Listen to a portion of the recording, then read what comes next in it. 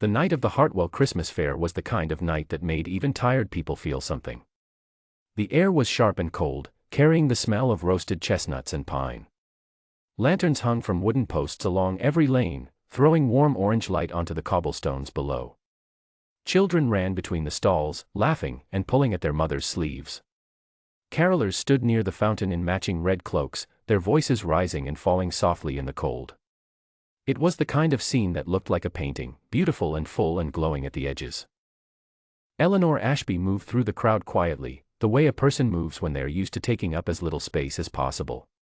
She was 27 years old, with dark hair pinned neatly under a gray wool bonnet and a coat that had seen better winters. She was not there to enjoy the fair. She had a small stall at the far end of the lane, wedged between a candle seller and a man selling hot pies, and on her stall she had arranged 23 handkerchiefs, each one hand-embroidered with careful, delicate stitching. Roses, ivy leaves, tiny birds, and in a few of the finest ones, an intricate pattern of navy and gold that she had learned from her grandmother long ago. She had not eaten since morning.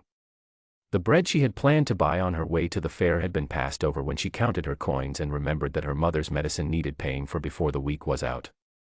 She told herself she was not hungry. She told herself she would eat when she got home. She kept her eyes on the crowd and smiled whenever someone stopped to look at her work. Edward Cavendish arrived at the fair alone, which was unusual for a man of his position. He was the Duke of Renmore, a fact known by nearly everyone in the county except, on this particular evening, himself, or rather, he had left that fact behind at the iron gates of Renmore House and come to the fair in a plain dark greatcoat with his collar turned up and his hat pulled low. He did this perhaps 3 times a year, when the weight of meetings and ledgers and formal dinners pressed down too heavily. He walked among ordinary people and bought ordinary things and, for a few hours, was simply a tall, quiet man who nobody looked at twice. He had just stopped to buy a paper bag of roasted chestnuts when the crowd shifted near the sugar-plum stand. There was a small sound, not a crash, not a cry, just the soft collapse of someone who had run out of the strength to stay standing. He turned quickly, because he had good instincts, and what he saw was a young woman going down to the cobblestones with no one around her moving fast enough to stop it. He moved before he thought about it. He crossed the distance in 4 steps and caught her just before her head struck the ground. She was light in his arms, too light, he noticed, and her face was very pale under the lantern light. He lowered her carefully and called for space with the kind of voice that people obey without knowing quite why. Someone ran for the fair physician. Someone else offered a blanket. A circle formed, and in the middle of it, Edward Cavendish knelt on the cold cobblestones and held the wrist of a woman he had never seen before and counted her pulse with his thumb and thought, "She needs to eat." The physician arrived within a few minutes, a round, brisk man named Dr. Fielding who smelled of tobacco and moved with confidence. He confirmed what Edward had already guessed: no injury, no illness. Exhaustion and an empty stomach. He produced a small bottle of something sharp and held it near Eleanor's nose, and she came back to herself with a sharp breath and wide, startled eyes. The first thing Eleanor felt was embarrassment. The second was cold. The third, when she understood that she was on the ground, surrounded by strangers, with someone's coat over her shoulders, was a fierce, hot mortification that made her want to stand up immediately and pretend none of it had happened. She tried to do exactly that. "Please," said a calm voice beside her. "Not yet." She looked at the man kneeling next to her. He was perhaps 35, with a composed face and steady dark eyes. He was not dressed expensively, not that she could see, but there was something in the way he held himself that made her pause. "I am perfectly fine," she said, in the precise tone of someone who is not perfectly fine. "You were on the ground 30 seconds ago," he replied. Not unkind. Simply factual. Dr. Fielding handed her a cup of something warm and sweet. Someone had fetched cider from the nearest stall, and told her she must sit for at least 10 minutes before she attempted to stand. Eleanor held the cup in both hands and felt the warmth travel through her palms and up her arms and decided, reluctantly, to listen. The crowd dispersed the way crowds do when the interesting part is over. The carolers began a new song. The man in the plain coat did not leave. He sat down on an upturned crate beside her stall and waited, without any obvious reason to wait, and Eleanor was too tired to ask him to go. After a little while, she noticed that he was looking at her handkerchiefs. He picked one up, one of the finer ones, with the navy and gold pattern, and turned it over in his hands. He looked at it the way a person looks at something they recognize. "Where did you learn this stitch?" he asked. It was a strange question. People usually asked the price, or said it was lovely, or didn't say anything and moved on. Eleanor looked at him more carefully.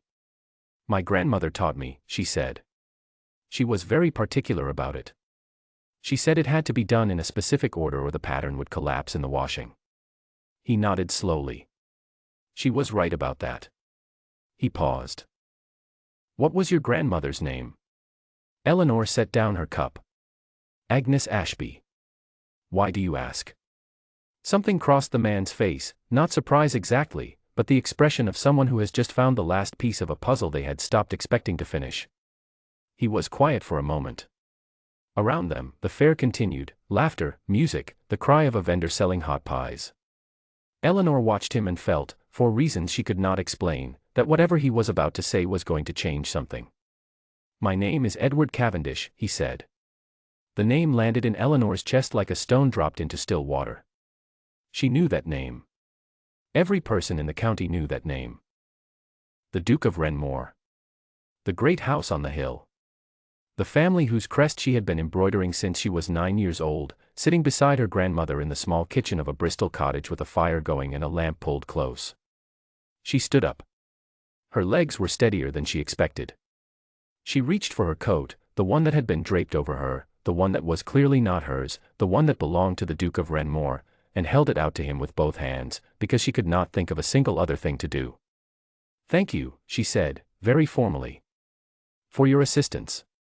I must return to my stall. Miss Ashby." He took the coat but did not move. "I knew your grandmother." She stopped. "My mother, the late Duchess, kept every letter Agnes ever wrote to her. I have read all of them.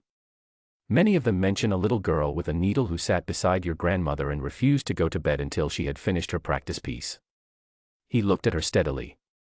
"She spoke of you with very great affection." Eleanor turned around slowly.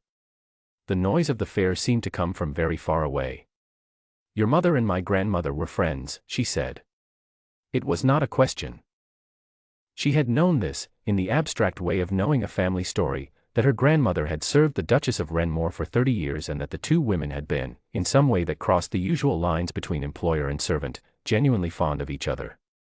But she had never spoken of it to anyone outside the family.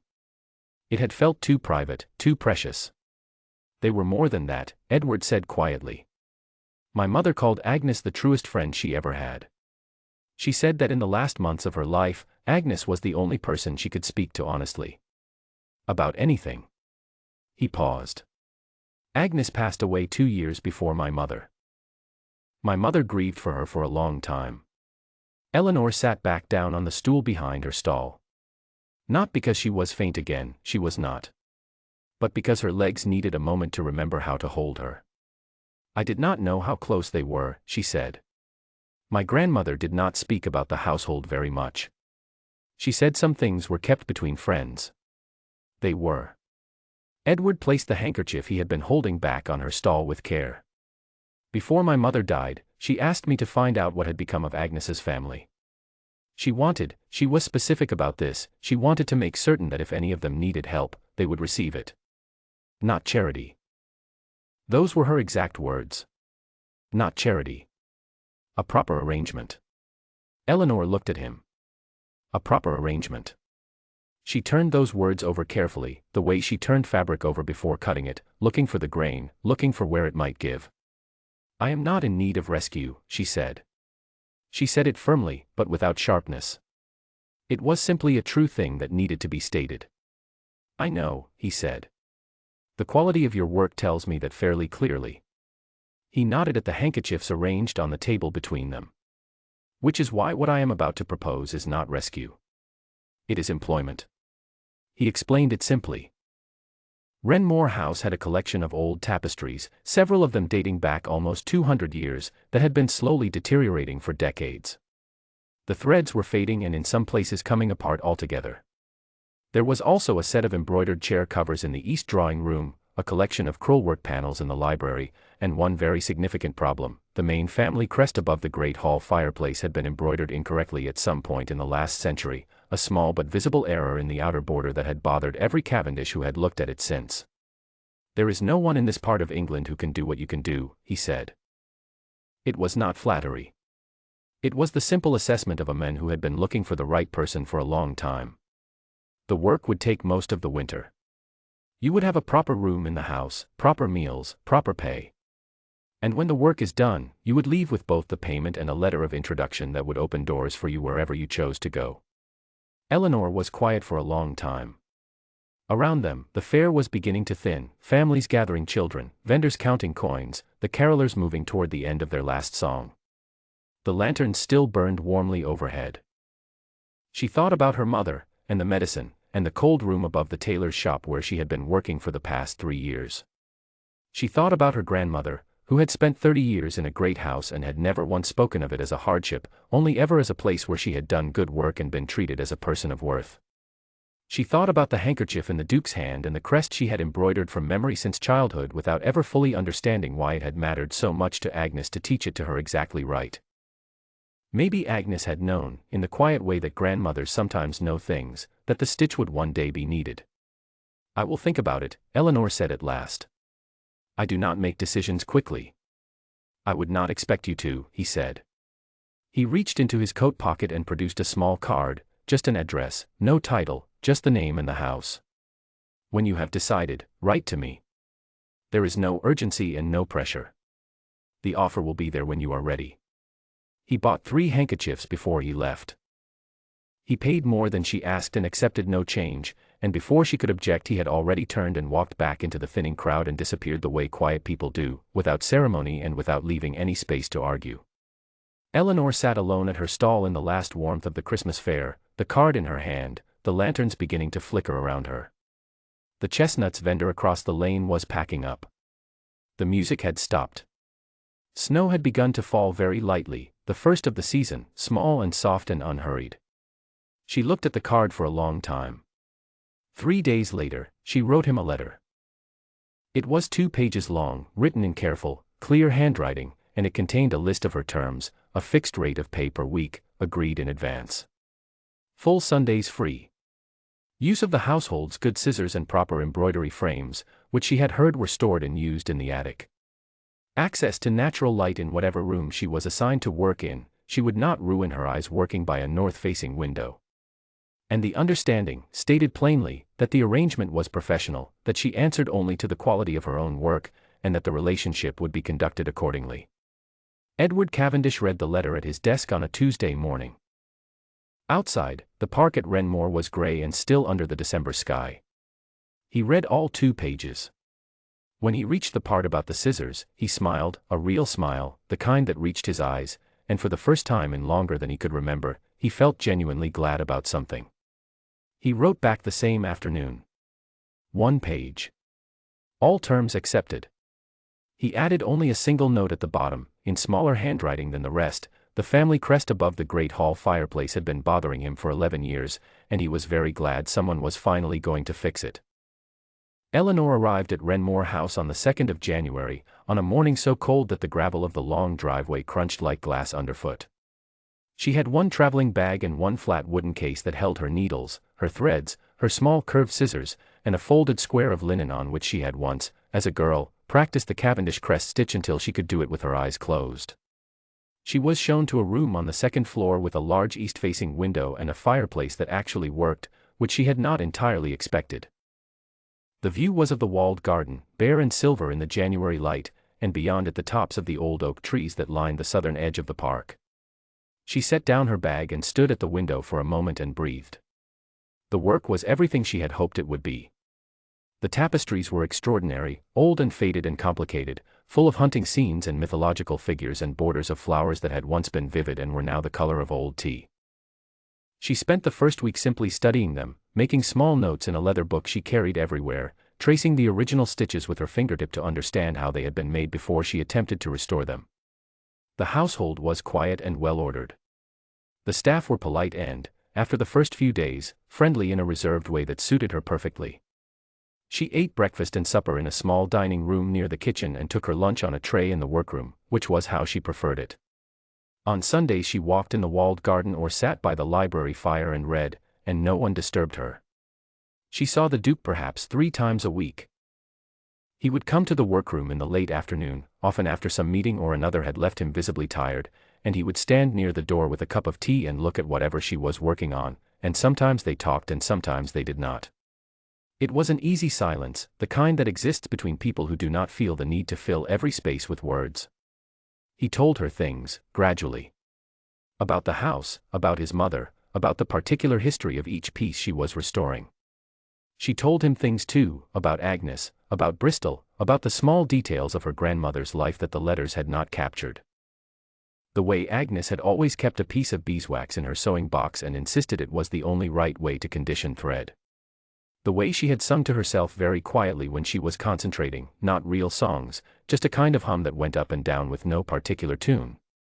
My mother used to say she could always tell when Agnes was happy in her work, Edward said one afternoon, because the humming would start.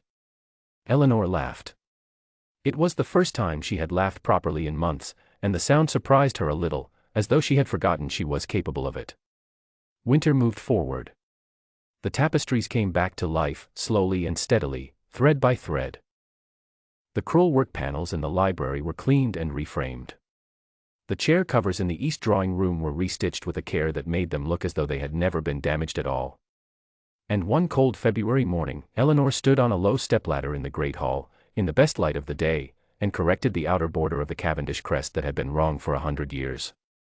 It took 4 hours.